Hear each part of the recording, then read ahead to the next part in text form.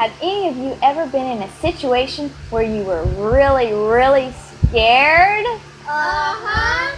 Maybe there was a storm outside, or maybe it was real dark, or maybe you were afraid of ghosts or something. Well, today I want to tell you about some guys in the Bible who were in a couple of pretty scary situations themselves. I'll bet you can imagine how they might have felt. Yeah. One day, Jesus and his disciples were out near the Sea of Galilee, and a large crowd of people gathered around Jesus to hear him speak, and others who were sick had come to be healed. And he stayed with them all day long. But then when night came, he and his disciples got into a boat and started across to the other side of the sea. Now, Jesus was very tired from teaching all day, so he went back to the part of the boat and fell asleep. Well, pretty soon a huge storm came up, and lots of his disciples were fishermen, and they were used to being in boats, but this was like the worst storm that they had ever been in. Throw me the rope! Watch out! It's coming down! Whoa! Watch out! Whoa. And the disciples were just sure that they were going to drown, and they absolutely could not believe that Jesus was sleeping through the whole thing. How can he sleep? Master! Wake up! The boat is filling with water! We'll drown! Gnarly storm! Finally, Jesus woke up. He stood to his feet and faced the storm, saying, Peace. Be still.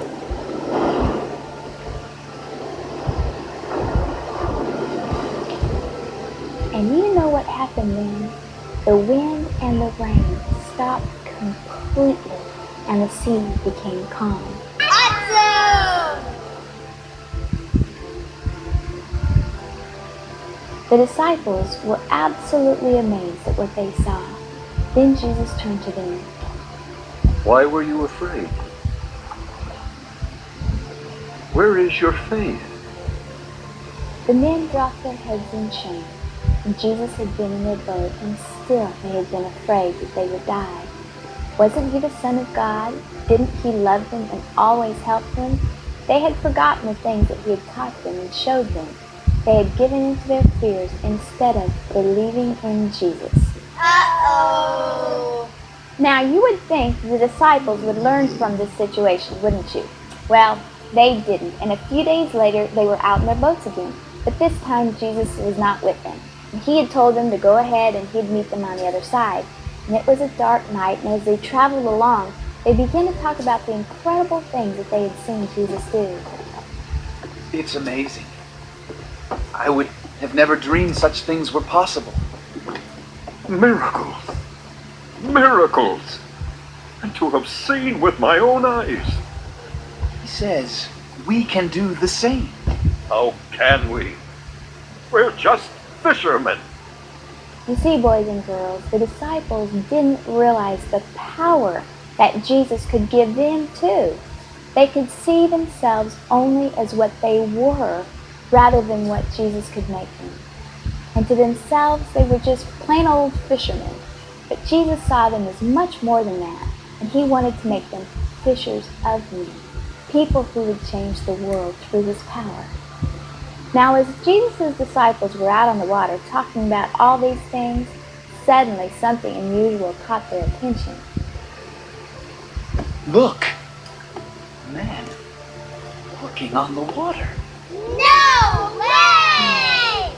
It's a spirit. Impossible. Whatever spirit you are, stay away from us. They were scared half to death. They couldn't figure out what it was. Only a ghost could walk on water. Some covered their eyes, too scared to watch, and others peered into the darkness in terror. But they shouldn't have been afraid at all. Don't be afraid. You know me. It's Jesus! Master?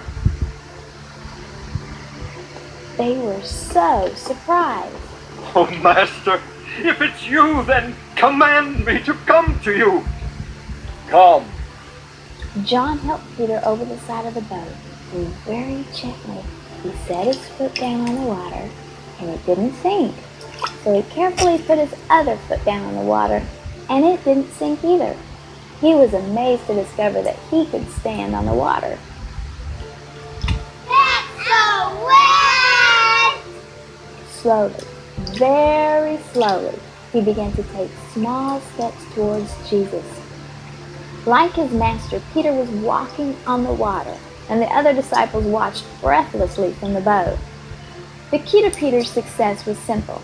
He kept his eyes on Jesus, and as long as he trusted Jesus and had faith, he was saved. But when he looked away, that was his mistake, because once he took his eyes off of Jesus, he got really scared. Lord, save me! Jesus quickly reached down for his hand, and he pulled him up. Oh, Peter, so little faith. Why did you doubt? If you have as much faith as a mustard seed, the smallest of seeds, then you could do all the works you see me do. Truly, you are the Son of God. You know, Jesus told his disciples that if they only had faith the size of a mustard seed, they could do many wonderful things.